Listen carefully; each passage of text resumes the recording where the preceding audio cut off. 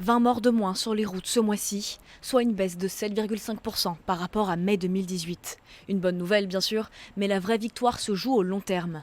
Pour la première fois depuis le début de l'année, la tendance à la baisse se confirme. Car au premier trimestre, le nombre de victimes de la route augmentait sans discontinuer, jusqu'à l'accalmie du mois d'avril avec 48 morts de moins.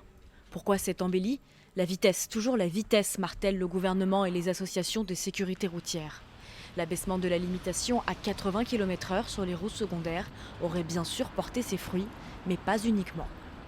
Je prendrai juste un exemple. Nous sommes en train de développer l'éthylotest anti-démarrage, qui est un système qui permet de lutter contre la récidive de ceux qui conduisent en ayant consommé de l'alcool. Ça fait partie de ces mesures mises en place en janvier 2018 et qui petit à petit vont produire leurs effets. Pourtant, ces mesures étaient déjà effectives au début de l'année. Comment expliquer dans ce cas les mauvais résultats de janvier à mars ? Selon le gouvernement, la dégradation des radars pendant le mouvement des Gilets jaunes aurait créé un climat plus permissif, où les excès de vitesse passent entre les gouttes et provoquent plus d'accidents.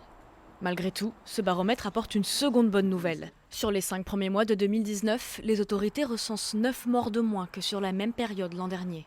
Or, l'année 2018 était la moins meurtrière de l'histoire, avec 1637 tués en métropole.